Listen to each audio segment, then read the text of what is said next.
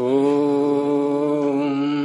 सहना भवतु सहनौ भुनक्तु सह वीर्यं करवावहै तेजस्विनावधीतमस्तु मा विद्विषावहै। ॐ शांति शांति शांति। अनुवाद की कक्षा में आप सभी का स्वागत है। अनुवाद की वैसे तो अनेकों पुस्तकें हैं, परंतु हम आधार जिसको बना रहे हैं वह है डॉक्टर कपिल देव जी की, और इसके 3 भाग हैं। प्रारंभिक रचनानुवाद कौमुदी, और द्वितीय भाग है रचनानुवाद कौमुदी, और तृतीय भाग प्रौढ़ रचनानुवाद कौमुदी। इसमें प्रथम प्रारंभिक रचनानुवाद कौमुदी में 30 अभ्यास आएंगे। वैसे तो एक दिन के लिए एक अभ्यास नियत है, अगर उस तरह चलते हैं तो 30 दिनों में ये पूरा हो जाना चाहिए। आगे जो दोनों भाग हैं उसमें 60 अभ्यास हैं। इसमें इन्होंने प्रत्येक अभ्यास में 20-20 शब्द दिए हैं। शब्द से तात्पर्य यहाँ पर नाम भी है, आख्यात भी है, दोनों आ जाएंगे। और उसमें विशेषण और क्रिया विशेषण ये भी साथ में ही है। तो कुल मिलाकर के 30 अभ्यास में 600 शब्दों का भंडार हो जाता है। लेकिन उस जैसे अन्य शब्दों का भी हमें ज्ञान हो जाता है तो संख्या बहुत बढ़ जाती है। इसमें इन्होंने जो शैली रखी है, जो 20 शब्द देंगे ये, उसमें क ख ग घ 4 वर्णों का प्रयोग करेंगे। क के अंतर्गत लेंगे ये संज्ञा अथवा सर्वनाम, ख में लेंगे ये धातुओं को, आख्यात, और ग में क्या लेंगे ये इन्होंने प्रारंभ में दिया भी है, इसका विवरण यहाँ भूमिका में है। हाँ, इसमें इन्होंने दिया हुआ है ये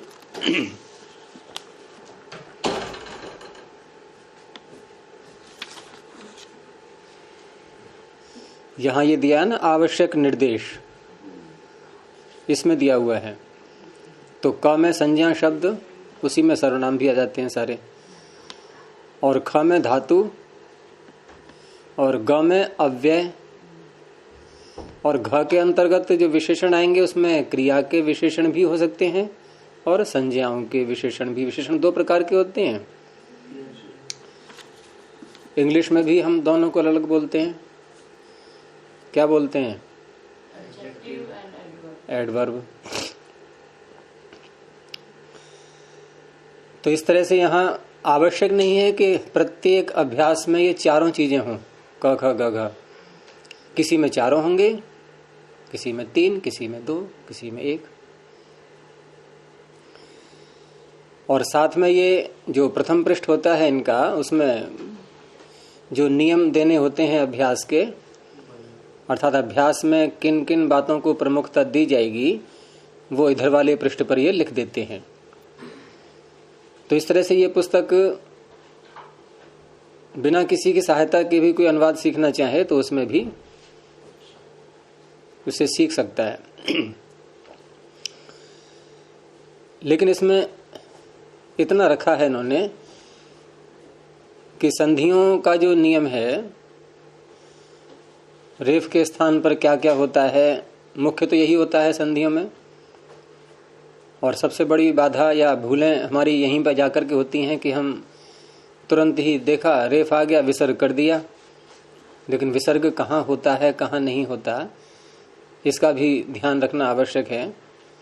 जितने भी प्रामाणिक ग्रंथ हैं ऋषियों के बनाए हुए, वहां पूरा आपको ये संधियों का नियम दिखाई देगा। वर्तमान में बहुत छूट दे दी गई है इसमें, और वर्तमान में बहुत से ऐसे शास्त्र ग्रंथ मिलेंगे आपको कि जहां संधियों के नियम का पालन नहीं कर रहे हैं, परंतु होना चाहिए क्योंकि व्याकरण के नियम के अंतर्गत हैं वो। तो हम उसका प्रारंभ से ही ध्यान रखेंगे, और उसके लिए जो ये रिकॉर्डिंग हुई है उसमें एक रेफ विज्ञान नाम से फाइल है, उसको आप लोग एक बार और देखना, जो प्रथमावृत्ति की कक्षा में रिकॉर्डिंग हुई है उसमें। तो प्रथम अभ्यास देखते हैं आज इसका हम, और इसमें ये भी बताएंगे साथ में कि क्या क्या कंठस्थ करते हुए चलना है, लेकिन जितना ये बताएंगे उससे अधिक हम लोग लेंगे। जैसे पहले अभ्यास में इन्होंने तद शब्द को लिया है, सर्वनाम शब्दों में से तद शब्द को लिया है, और सर्वनाम शब्दों के रूप तीनों लिंगों में चलते हैं युष्मद अस्मद को छोड़कर। युष्मद अस्मद तो तीनों लिंगों में एक जैसा रहता है, अन्यों के भिन्न भिन्न रूप बनेंगे। तो तद शब्द के तीनों लिंगों में चलेंगे, लेकिन यहां केवल पुल्लिंग को ले लेंगे अभी। तो ये तो ऐसा कहेंगे कि तद शब्द के प्रथमा के रूप याद कर लो, ऐसे कह सकते हैं, लेकिन यहां प्रथमा के ही रूप न लेकर के हमें सारे ही ले लेने हैं। सह तौते तम तौतान इत्यादि 7 व्यक्तियों में। और जहां ये अभ्यास समाप्त हो जाते हैं पूरे 30 अभ्यास, उसके बाद में शब्दों के रूप और धातुओं के रूप ये क्रम से इसमें दिए हुए हैं, और जिस अभ्यास में जो शब्द नया आ रहा है उसके रूप कहाँ है ये संख्या दे देते हैं, वहां उसको देख सकते हैं। और सर्वनाम शब्दों के अतिरिक्त एक एक अन्य जो शब्द हैं उसमें से, जैसे अकारांत एक ले लिया, आकारांत एक ले लिया, ऐसे ही इकारांत, ईकारांत, उकारांत, उकारांत, इनमें से एक एक शब्द का रूप इसमें मिलेगा। उस जैसे यदि अन्य शब्द जितने भी हैं उनके रूप वैसे ही बनेंगे तो उनके रूप नहीं देंगे। अंतर यदि आ रहा है, क्योंकि एक जैसे शब्द होने पर भी रूपों में अंतर आता है कभी कभी, तो वहां उसके रूप इसमें मिलेंगे। अकारांत पुल्लिंग शब्दों में इन्होंने राम शब्द को लिया, तो राम के रूप आपके उसमें पूरे मिलेंगे। आप राम की जगह बालक के याद कर सकते हैं, क्योंकि राम के रूप 7 व्यक्तियों बन तो जाएंगे, लेकिन प्रयोग कहाँ करेंगे हम? 2 राम 3 राम कहाँ से लाएंगे? बालक में प्रयोग कर सकते हैं, वहां तीनों वचनों में और 7 व्यक्तियों में उसका प्रयोग मिल जाएगा। तो राम के स्थान पर बालक का रूप याद कर सकते हैं आप, वो अच्छा रहेगा। तो यहां तद शब्द है और एक किम शब्द भी साथ में ले लिया है। तो किम शब्द का रूप चलाते हैं तो कैसे चलता है? कह कऊ के, इस तरह से पुल्लिंग में समानता ही है सह तऊ ते और कह कऊ के में। तो ये आप याद करना है ना, साथ साथ याद करते जाना है जहां जहां भी जो आता जाएगा, तभी सरलता रहेगी अनुवाद में। तो 2 शब्द ये हो गए आपको जो याद करने हैं, तद शब्द और किम शब्द, इनके रूप पुल्लिंग में अभी अगर समर्थता है तो आगे स्त्रीलिंग और नपुंसकलिंग में भी ले सकते हैं। वैसे नपुंसकलिंग में कोई भेद नहीं ज्यादा आता है, केवल प्रथमा और द्वितीय व्यक्ति में अंतर पड़ता है, और वहां भी प्रथमा और द्वितीय दोनों एक सी हैं, तो एक ही व्यक्ति हुई एक प्रकार से। जैसे सहतुते का यदि नपुंसकलिंग में रूप चलाएंगे तो तत् ते तानी, ऐसा ही द्वितीय में बनेगा, और अन्य सभी व्यक्तियों में पुल्लिंग के ही समान चलेंगे। तो तद शब्द और किम शब्द। और अकारांतों में अन्य जो शब्द हैं सर्वनाम के अतिरिक्त, उसमें राम शब्द या बालक शब्द ले सकते हैं। इसमें जिन्होंने दिए हुए हैं राम है, ईश्वर है, बालक है, मनुष्य, नृप और विद्यालय, ग्राम, ये तो संख्या जो ले रहे हैं 20, ये सब गिनती आ रही है इसमें इनकी। लेकिन इन सब के रूप एक जैसे ही चलेंगे। जहां अंतर आ सकता है वहां न को न करने में, जहां रेफ और शकार होता है वहां अंतर आएगा। जैसे राम शब्द में जब रूप चलाएंगे तो तृतीया विभक्ति के एक वचन में और षष्ठी के बहुवचन में 2 स्थान पर अंतर आता है। तो रेफ और मूर्धन्य शकार यदि किसी शब्द में है और उसके आगे नकार आ रहा है, बीच में व्यवधान भी यदि आ रहा है, तो व्यवधान कौन कौन सा स्वीकार्य है? अट, कु और पु। अट, कवर्ग और पवर्ग। आंग और नुम तो कहीं कहीं मिलेगा, अट, कवर्ग, पवर्ग ये अधिक आएंगे। तो इनके व्यवधान होने पर भी रेफ और शकार से उत्तर नकार को नकार हो जाएगा। तो रामेण, अब बालक में न तो रेफ है न शकार है, तो वहां क्या बनेगा? बालकेन। ऐसे ही षष्ठी के बहुवचन में रामाणाम, बालक में बालका नाम। अन्य सर्वत्र समानता रहेगी। द्वितीया के बहुवचन में भी तो नकार आता है। क्या बनता है राम का? तो वहां क्यों नहीं हुआ नकार?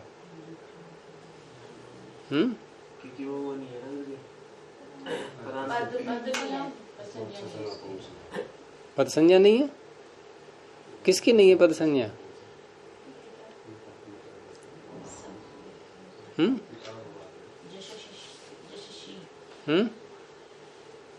जैसे चलो सोच के आना, कल को बताना मुझे, ठीक है?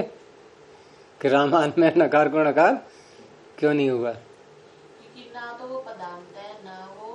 ऐसे अटकलें मत लगाओ, स्पष्ट उत्तर पता हो तो सबको समझाना पड़ेगा फिर। प्रातिपदिक भी नहीं है और पद नहीं। अच्छा, मतलब प्रातिपदिक को और पद को नकार, पद में नकार को नकार होता है, कोई सूत्र है ऐसा? कहाँ पदस्य का अधिकार और कहाँ नकार के नकार करने का प्रकरण? चौथे अध्याय में, चौथे पाद में जाकर के, वहां कहाँ पदस्य का अधिकार रखा है? वो विषय वैसा नहीं है, तो कल को बताना सोच के। तो इस तरह से ये शब्द हो जाएंगे। अकारांत में आपको बालक के याद कर लेने हैं, और तद शब्द और किम शब्द। अब आई धातुएं।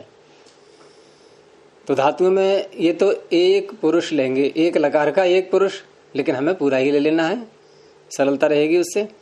जैसे भू धातु इन्होंने लिए, तो भवती, भवतः, भवंती, इतना ही नहीं, हमें पूरा ही ले लेना है, मध्यम पुरुष भी और उत्तम पुरुष भी साथ में।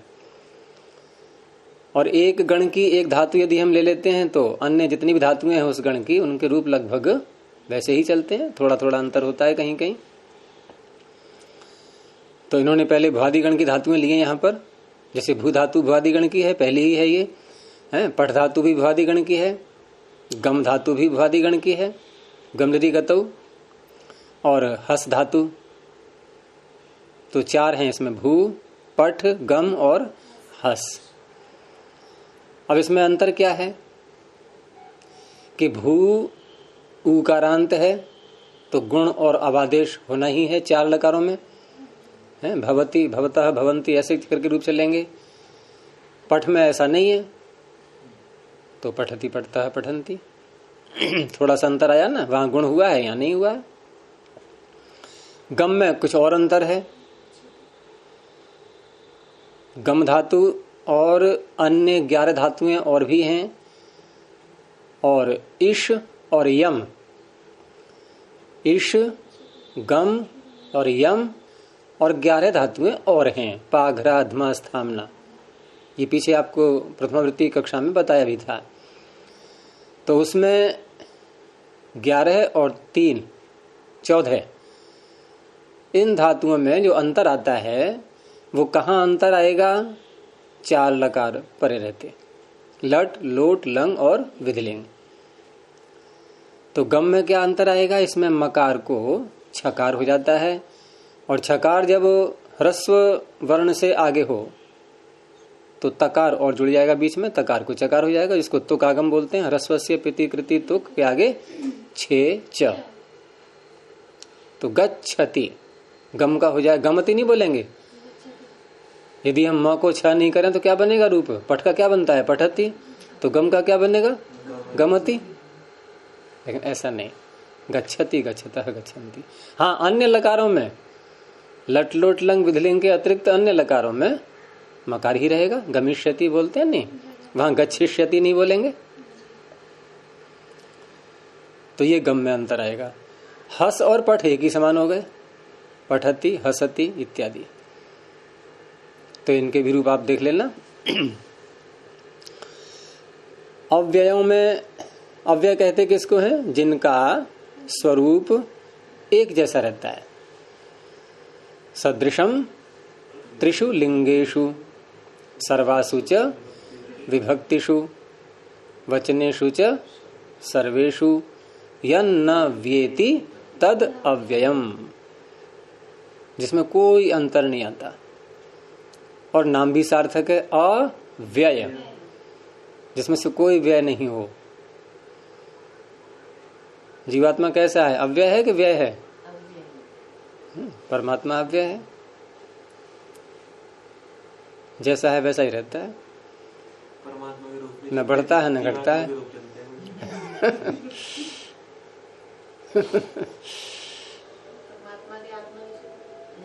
परमात्मा का मुख्य नाम क्या है? चलाओ रूप उसके। हैं? अरे अभी तो कह रहे चलते हैं। परमात्मा शब्द के तो चलेंगे रूप, लेकिन वहां समस्या एक और आएगी। रूप चला लिया आपने, लेकिन दो परमात्मा कहाँ से लाओगे, या दो से अधिक कहाँ से लाओगे? आत्मा के तो मिल जाएंगे। तो अव्यय में यहाँ पर अत्र, तत्र, यत्र, कुत्र, ये सारे शब्द हैं, ये सप्तमी व्यक्ति के अर्थ को देते हैं, क्योंकि सप्तम्यास्त्रल, त्रल प्रत्यय हो जाता है सप्तमी के स्थान में। तो अर्थ क्या बनेगा अत्र का? हाँ, अस्मिन स्थाने, सप्तमी के अर्थ में लेना है। हैं? अस्मिन स्थाने। तो अब ये भी निश्चय हुआ कि किस शब्द से बना है ये अत्र। अस्मिन किसका रूप है?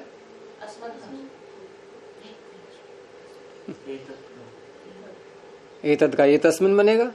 मैंने कहा अस्मिन, इदम शब्द का, तो इदम से बन जाएगा अत्र। तत्र तस्मिन स्थाने, तो किससे बनेगा? तस्मिन किसका रूप है? तो तद से बन जाएगा। यस्मिन स्थाने यत्र, तो यत्र किससे बनेगा? यद शब्द से बनेगा। है कस्मिन स्थाने कुत्र, तो कुत्र किससे बनेगा? किम शब्द से बनेगा।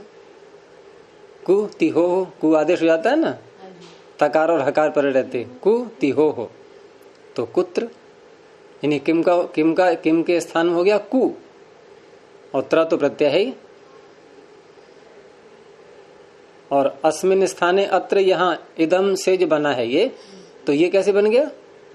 इदम, इदम के स्थान में क्या करें हम? अत्र बनाना है हमें, तो इदम के स्थान पे अ ही तो करना है, तो कौन करेगा?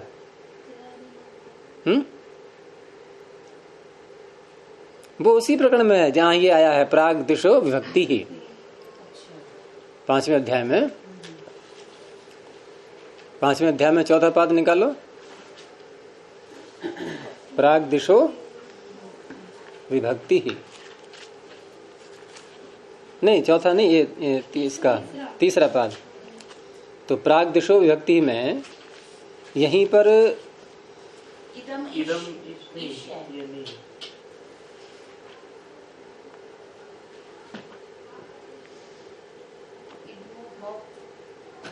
नहीं, अत्र एतस्मिन् स्थाने है ये, अस्मिन् स्थाने एतस्मिन् स्थाने।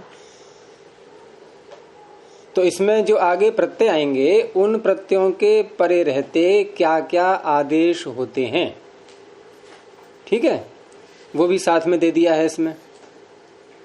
जैसे किम इदम एश से प्रारंभ होता है, जैसे इदम के स्थान पर एश आदेश है, और उसी इदम के स्थान पर र और थ यदि परे हों तो एत और इत आदेश, और एतद के स्थान पर अन आदेश, सर्व शब्द के स्थान पर स आदेश, लेकिन दकार पर रहते बोलते हैं ना सदा, और सर्वदा तो विकल्प हो गया। तो देखो सूत्र में अन्य तरस्याम, सर्वस्य सह अन्य तरस्याम। अष्टाध्यायी को एक बार अगर ऐसे ही पढ़ लिया जाना, ये सूत्र लेकर के कोई सिद्धि उद्धि नहीं करनी है, ऐसे ही पढ़ते जाओ, एक तरफ से अर्थ करते जाओ सूत्रों का, तो बड़ा सरल लगता है। जैसे हमने कहा कि सर्वस्य सह अन्य तरस्याम दी, सर्व शब्द के स्थान पर स आदेश होता है, विकल्प करके दकार पर रहते, तो सदा और सर्वदा दो बन गए। अब यहां से प्रत्यय प्रारंभ होते हैं, ये 7 संख्या से पंचम्यास तसिल से प्रत्यय प्रारंभ होते हैं, ठीक है। और फिर आगे सप्तम्यास तरल आ रहा है, और इदम से ये आगे प्रत्यय प्रारंभ हो गए अब। और उन प्रत्ययों के परिणति क्या क्या आदेश होते हैं, ये यहां तक पूरा हो गया। सर्वस्य सोन तरस्याम दी, यहां तक। अन्य सब जगह वही रहेंगे ये। तो चलो हमें अनुवाद में रहना है अभी, इसको प्रथमावृत्ति को छोड़ो अभी। तो इस तरह से ये अव्ययों में यहाँ पर 5 अव्यय दिए हैं इन्होंने, अत्र तत्र यत्र कुत्र और किम। देखो किम एक तो सर्वनाम शब्द आपने देख ही लिया, जिसके रूप चलते हैं का, कऊ के इत्यादि। एक किम शब्द केवल अव्यय भी है दोनों एक से ही, लेकिन वो सर्वनाम नहीं है, वो अव्यय है केवल किम। और उसका अर्थ है क्या। अब इसका रूप नहीं चलेगा, लेकिन जो सर्वनाम किम है उसका रूप चलेगा। वहां आप किम का प्रयोग नहीं कर पाएंगे, किम का करेंगे भी तो नपुंसकलिंग में आएगा वो, किम के कानी। और यहां किम का अर्थ है क्या। ये किसी का विशेषण नहीं बनेगा, सर्वनाम विशेषण ही बनता है किसी भी संज्ञा का। हम लोग कहते हैं ना कि सर्वनाम का प्रयोग कहाँ होता है, तो क्या बोलते हैं, किसी भी संज्ञा के स्थान में, उसके स्थान में बोलते हैं। तो इस तरह से ये शब्द पूरे हुए यहाँ पर, और जो जो रूप याद करने हैं मैंने बता दिए आपके लिए। और इसमें फिर ये नियम भी देते हैं थोड़े से, जितने जितने उस अनुवाद में आवश्यक हैं वो दे देते हैं ये। जैसे यहाँ 3 नियम दिए हैं इन्होंने। तो नियम 1 में कर्ता के अनुसार क्रिया का वचन और पुरुष होता है, तो आप लोगों को इसका ज्ञान होगा ही ये। लेकिन ये नियम कब लगेगा, जब हम लकार कर्ता में लाते हैं, क्योंकि इस अभ्यास में, इस पुस्तक में पहले भाग में, इसमें कर्ता में ही लकार चलेंगे सारे। इसमें कर्मवाच्य भाववाच्य को अभी नहीं लेंगे ये। तो उस अवस्था में ये नियम लग जाएगा पहला वाला, क्योंकि जब लकार कर्ता में आया है तो कर्ता और लकार दोनों में सामंजस्य होना चाहिए, एक रूपता होनी चाहिए। तो कर्ता के अनुसार क्रिया या क्रिया के अनुसार कर्ता, कैसे ही बोल दो उसके लिए। लेकिन उस अनुसार में हम देखते क्या हैं, क्या देखते हैं, मुख्य रूप से पुरुष और वचन, यही देखेंगे। कर्ता एक वचन द्विवचन बहुवचन, तो क्रिया भी एक वचन द्विवचन बहुवचन। दूसरा पुरुष देखते हैं, तो पुरुष नामों में तो होता नहीं, वो आख्यातों में होता है। लेकिन आख्यातों में पुरुष आता नाम के अनुसार है, हैं? जैसे अस्मदी उत्तमः, उत्तम पुरुष कब आएगा, जब अस्मद साथ में हो। तो अस्मद इधर आ गया ना, अस्मद नाम हो गया। यानी आख्यात में पुरुष कब आएगा, नाम के अनुसार। और युष्मदी मध्यमः, युष्मद्विपदे समानाधिकरणे स्थानिनी अपि मध्यमः। युष्मद साथ में हो तो मध्यम, यहां साथ में का तात्पर्य दोनों बातें हैं, प्रयोग कर रहे हैं तब भी और प्रयोग नहीं कर रहे हैं लेकिन उसका अर्थ छिपा हुआ है। जैसे पुस्तकम पठ, अब पठ हमने मध्यम पुरुष बोल दिया लेकिन युष्मत का प्रयोग तो किया नहीं, परंतु अंतर्निहित है, छिपा हुआ है, यानी त्वम पुस्तकम पठ, ऐसे ही अस्मत् के साथ में है। और शेष प्रथमा, बहुत सरल है ये, इन दो को हटा दो आप, अब शेष तो पता नहीं कितने हैं, उन सब के साथ में प्रथम पुरुष आता है। वहां भी वही बात है, प्रयोग करें या प्रयोग उसका भाव अंतर्निहित हो, छिपा हुआ हो। तो इस तरह से क्रिया और कर्ता इन दोनों में एक रूपता हम वचन और पुरुष के आधार पर देखते हैं, और कुछ नहीं देखना है। विभक्ति से यहां कोई लेना देना नहीं है, क्योंकि विभक्ति जिसके अनुसार क्रिया होती, यानी क्रिया जिसको कहती है, क्रिया जिसको कहती है, एक नियम है साधारण, क्रिया जिसको कहती है उसमें कौन सी विभक्ति होती है? क्रिया जिसको कहती है, कर्ता कर्म भाव, तीन को ही तो कहती है क्रिया। लेकिन भाव तो ऐसा है जैसे कोई अपने कंधे पे अपना चढ़ गया। भाव का अर्थ क्या है? क्रिया भाव को कह, क्या अर्थ हुआ? अपने को कहना। तो वहां तो किसी अन्य शब्द से कोई संबंध ही नहीं है क्रिया का, बिल्कुल स्वतंत्र। जैसे कोई समाधि लगा गया और अपना दर्शन कर रहा है। अब कौन समाधि कहलाती है? वो जहां अपना दर्शन होता है? नहीं, संप्रज्ञात के भी कई भेद हैं। अस्मितानुगत, तो जब क्रिया अस्मितानुगत समाधि लगा लेती है तो उसे कहते हैं भाव। भाव में लकार आना, वहां कोई संबंध नहीं उसका किसी अन्य शब्द से। हम अन्य शब्द को कहां जोड़ते हैं? या तो कर्ता या कर्म। तो अब हमारा वाक्य क्या बनेगा कि क्रिया जब कर्ता या कर्म को कहती है तो उस कर्ता या कर्म में कौन सी विभक्ति होगी? प्रथमा, केवल प्रथमा। ठीक है, तो ये स्पष्ट हुआ कि क्रिया जिसको कहती है उसमें प्रथमा ही होती है। तो इसलिए विभक्ति की तो कहीं कोई देखना ही नहीं है हमें। अरे बहुत सारी व्यक्तियां हो तो निर्णय करें हम, जब होनी ही प्रथमा है। और वो प्रथमा आती किस सूत्र से है? प्रातिपदिकार्थ लिंग परिमाण वचन मात्र प्रथमा, सूत्र ही एक है प्रथमा का। तो इस तरह से क्रिया कर्ता के अनुसार, यानी पुरुष और वचन, दो बातें देखी जाएंगी। दूसरा नियम है कि तीनों लिंगों में धातु का रूप वही रहता है, तो ठीक है, कोई बात नहीं, धातुओं में लिंग तो होता ही नहीं है। ये नियम कोई वैसा नियम नहीं है। और तीसरा है कर्ता में प्रथमा होती है, कर्म द्वितीय। लेकिन ये नियम कब लगेगा? देखो, इस पुस्तक में एक बात और ध्यान रखनी है कि ये पुस्तक उन लोगों के लिए नहीं है जो वास्तव में व्याकरण क्रम से पढ़ते हैं। ये साधारण सामान्य जिनको ज्ञान रखना है संस्कृत का, उनको दृष्टि में रख करके बनाई गई है। तो यहाँ कर्ता में प्रथमा होती है जो वाक्य है, ये क्या सर्वत्र लग जाएगा? क्यों? कर्ता में तृतीया होती है। कोई सूत्र बोल देगा कि कर्तृ कर्णयो तृतीया, कि आप कह रहे हो कर्ता में प्रथमा होती है, ये तो गलत हो गया। हाँ, कर्म द्वितीय वाली बात तो ठीक है, कर्मणि द्वितीय सूत्र है, लेकिन कर्ता में प्रथमा कहाँ होती है? तो अनभिहित कर्ता, उसमें तृतीया होगी। अभिहित कर्ता, जिसको क्रिया ने अभिहित अर्थात कह दिया है, उसमें प्रथमा होगी, क्योंकि वो उस क्षेत्र से बाहर हो गया अनभिहित के अधिकार से। और जब बाहर हो गया तो कोई ना कोई व्यक्ति लानी ही है, उसके लिए है वो सूत्र प्रातिपदिकार्थ लिंग परिमाण वचन मात्रे प्रथमा। जिसको कोई व्यक्ति नहीं मिलती है उसको प्रथमा व्यक्ति अलॉट कर दी जाती है, तो वहां उसका हम प्रयोग करते हैं।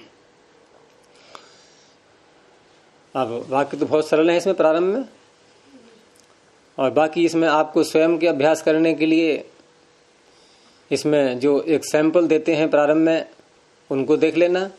और फिर अशुद्ध और शुद्ध वाक्य भी आते हैं इसमें, उसमें अपना अभ्यास करने के लिए कि देखें हम क्या बनाते हैं, दबा करके जो है हाथ से, और उसका परीक्षण करके देखें कि हमने कैसा बोला, ठीक निकला कि नहीं निकला। फिर अन्य शब्द देते हैं साथ में, ये उसमें आप अन्य वाक्यों की रचना भी कर सकते हैं। तो इससे आपकी और रचना शक्ति बढ़ेगी। तो प्रारंभ में जो वाक्य हैं इसमें क ख ग यहां भी शब्द का प्रयोग करते हैं ये, लेकिन यहां उस दृष्टि से नहीं है। ये यहां है एक वचन, द्विवचन, बहुवचन इत्यादि के रूप में, उसमें भाग कर दिए हैं इन्होंने। तो पहला वाक्य है वह पढ़ता है। अब वह पढ़ता है में हम तुरंत क्या वाक्य बनाएंगे? सह पठति। लेकिन ऐसे नहीं, हमारा नियम प्रारंभ से ही वही चलेगा जो नियम अंत तक रहेगा। तो सह पठति में स के आगे विसर्ग बोल दिया हमने, ये व्याकरण की दृष्टि से अशुद्ध है, क्योंकि तद और एतद ये दो शब्द ऐसे हैं कि इनके हम जब रूप चलाते हैं प्रथमा व्यक्ति के एक वचन में, जो सुप्रत्यय आएगा इनके आगे, उस सुप्रत्यय का लोप हो जाता है हल परे रहते। एतत् तदोह सुलोपः अकोह अनय समासे हली। तो पठति बोलना है, आगे क्रिया, पकार, हल है, तो तद शब्द के आगे सुप्रत्यय रहेगा ही नहीं। रहेगा ही नहीं तो विसर्ग की बात ही समाप्त हो गई। तो रहेगा केवल स पठति, इस तरह से बनेगा ये। अब पठति में क्योंकि लकार कर्ता में आया है, तो कर्ता को कह रहा है, तो कर्ता है एक, तो क्रिया में भी एक वचन। और दूसरी बात क्या कही थी मैंने, क्या देखेंगे हम कर्ता और क्रिया में और कर्ता में समान रूपता में क्या क्या बात देखी जाएंगी? दूसरा पुरुष। तो पुरुष का निर्णय कैसे होगा कि युष्मद अस्मद नहीं है, युष्मद अस्मद नहीं है, इसलिए प्रथम पुरुष। तो स पठति है, वह हंसता है, स हंसति। यहां भी विसर्ग नहीं रहेगा। विसर्ग नहीं रहेगा का अर्थ ये नहीं होता है कि विसर्ग ला करके हम लोप करें, हैं? विसर्ग ला करके लोप करेंगे, जड़ ही हटा देंगे, सु ही समाप्त हो गया। अब ना रेफ होना है ना विसर्ग होना है, क्योंकि भ्रांति में हम ये बोल देते हैं कि विसर्ग का लोप हो गया है, हल परे है, इसलिए विसर्ग का लोप नहीं हो गया, सु का ही लोप हो गया है। स हंसती है, बालक पढ़ता है। अब यहां मत कर देना सु का लोप। ये तो तद में ही नियम चलेगा ये, यानी सह और एषः। और आप किसी भी सूत्र को उठा के देख लो, किसी भी प्रामाणिक ग्रंथ के श्लोक को उठा के देख लो, और सबसे बड़ा प्रमाण वेद मंत्र को किसी को उठा के देख लो, कहीं पर भी आपको स के आगे विसर्ग नहीं मिलेंगे यदि हल परे है। स नो बंधुर जनिता स विधाता, कहीं भी देख लें आप उठा के, हैं? कौन सा? हाँ, स पूर्वेशामपि गुरुः कालेन अनवच्छेदात्। सर्वत्र नियम लेंगे आपको, ये कहीं कोई विकल्प नहीं है, कोई अपवाद नहीं है इसका। तो बालक पढ़ता है, मैं बालकः पठति, यहां तो विसर्ग होने ही है। और विसर्ग कहाँ होते हैं? तो मैंने कहा ना कि रेफ विज्ञान एक बार अवश्य और देखना, आप उसको सुनना, उसमें पूरा अभ्यास हो जाएगा। उसमें 7 अक्षर होते हैं, आप चाहो तो लिख लो उसके लिए। 7 वर्ण जब आगे हों तब रेफ के स्थान पर विसर्ग होते हैं। देखो 7 वर्ण आगे होने पर विसर्ग होते हैं का अर्थ ये नहीं होता है कि 7 वर्ण आगे आ गया और किसी भी शब्द के आगे विसर्ग जोड़ दो आप। रेफ के स्थान में विसर्ग होते हैं, रेफ तो होना चाहिए। वो 7 वर्ण है क ख प फ और श श स। इनके अतिरिक्त तो कोई भी ऐसा 8वां वर्ण नहीं है जहां विसर्ग मिले। लेकिन 8 अवस्थाएं कह सकते हैं हम कि 7 वर्ण आगे आ जाएं ये, अथवा 8वीं अवस्था क्या बनाए बोलेंगे, कुछ भी ना आए आगे। आगे आए तो 7 वर्ण, नहीं तो कुछ भी नहीं। तो 8 अवस्थाएं बन जाती हैं ऐसी जहां रेफ को विसर्ग होते हैं। और वैसे यदि हम व्याकरण के सारे नियमों को देखें, विकल्प वाला पक्ष भी ले लें, तो विसर्ग होने की एक ही अवस्था रह जाती है, फिर कौन सी? अवसान। यानी इन 7 वर्णों के आगे होने पर भी हम चाहें तो विसर्ग नहीं करेंगे, लेकिन वो है। देखो क और ख आगे आएंगे तो हम जिह्वा मूलीय आदेश कर देंगे, प और फ आगे आएंगे तो उपधमानीय कर देंगे, और श श स तालव्य शकार आएगा तो हम तालव्य शकार कर देंगे विसर्ग को, मूर्धन्य शकार आएगा तो मूर्धन्य शकार कर देंगे, दंत्य सकार आएगा तो दंत्य सकार कर देंगे। तो कहाँ बचा विसर्ग? केवल अवसान में। ऐसा भी हो सकता है, लेकिन ये वैकल्पिक जो मैंने बताए प्रयोग, इनका कम प्रयोग मिलता है, तो प्रायः विसर्ग का ही प्रयोग चलता है। तो वो 7 और अवसान 8 हो गया। तो बालकः पठति। अब इसको थोड़ा यहीं रोकते हैं, फिर देखेंगे आगे। आज प्रारंभ हुआ है ये, और आप लोग ये अनुवाद बना करके ले आना पूरा 20 वाक्य, और फिर यहाँ जो बताया जाएगा उससे परीक्षण हो जाएगा कि भूलें कहाँ कहाँ हुई हैं। और यही शैली आगे चलाते रहेंगे कि जो अभ्यास आगे होना है उसका अनुवाद पहले बना के ले आओ। पूरा नियम पढ़ के इधर वाले पृष्ठ का, बाएं पृष्ठ पर जो नियम लिखे हैं सारे, उनको पढ़ करके अनुवाद बना लिया, और यहां जब बताया जाएगा तो उससे परीक्षण होता जाएगा। और जो जो रूप याद करने को बताते जाएं उसको 7 विभक्तियों में ले लो। उसके लिए धातुओं के जो रूप आए उसको पूरे लकार में ले लो। उसके लिए जैसे लट लकार पूरा ले लिया, लिट लकार पूरा ले लिया, ऐसे करके। ठीक है, तो इसको यहीं रोकते हैं अभी। प्रणव ध्वनि। ओ